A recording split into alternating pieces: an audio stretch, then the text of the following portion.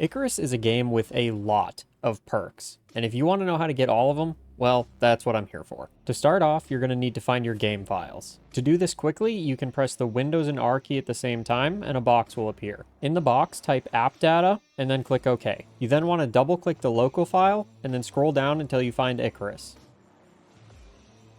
And then you want to go into the saved file, and then player data.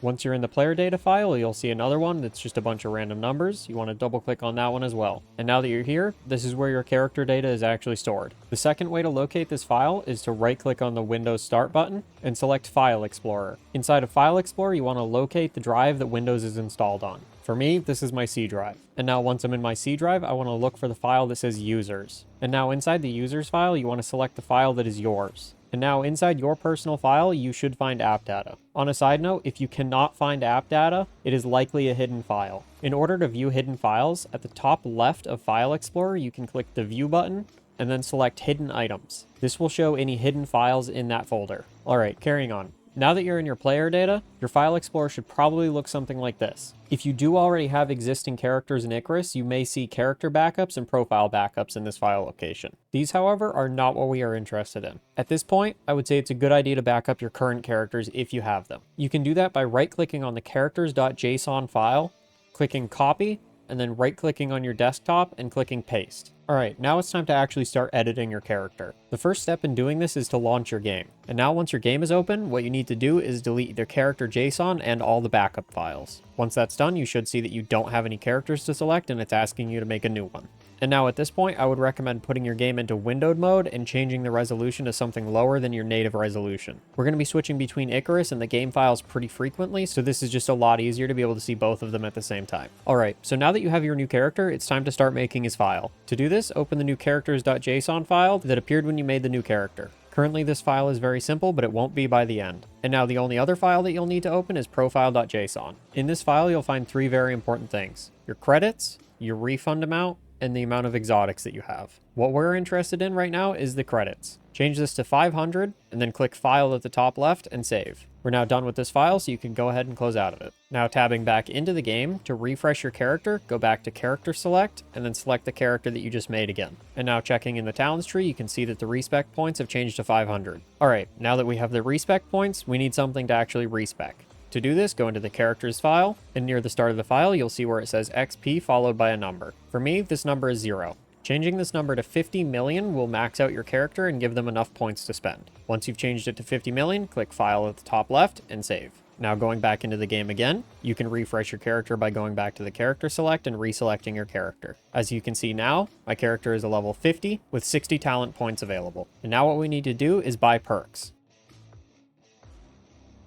And now, as you can see, one of the perks that I got is called Lumber Yield, which increases the yield from felling trees. And now checking the game file, we can see this block of code right here that says resources increased wood, followed by rank 3. This is that perk. The rank 3 after it means that I have 3 out of the available 3 skill points sunk into that perk. When getting skills, you do not actually need to max out each skill. You just need to get the base version for this to work. And now what you need to do is buy every perk in the game. The perks will only appear in the file once your character has already had them in the past, and that's why we need the respec points. The game doesn't give you enough points to max out everything in the game naturally, so what we have to do is buy all the perks and then refund them to buy the rest. You'll have to do this a few times, which is why I recommended 500 respec points.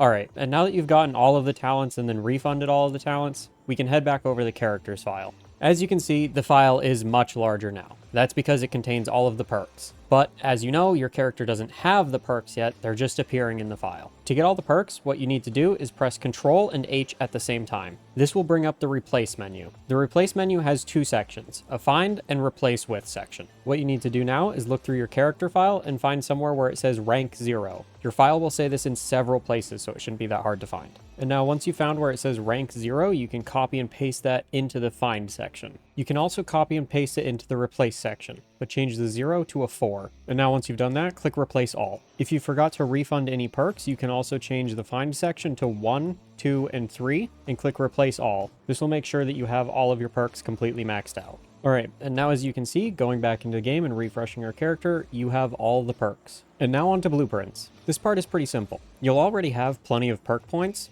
All you need to do is go into mission and buy everything that you can. And now that you've bought all the blueprints, there's only a couple more things that you need to do. First, let's head back to the character file. At the very top of the character file, you'll see where your character's name should be. If you ever want to change your character's name, this is where you can do it. Once your name is changed, make sure to click File and Save, and then you can reload your character in-game, and you can see that the name has changed. Alright, but now, what if you want multiple characters? If you do want multiple characters, this is where the backup that you made earlier comes in.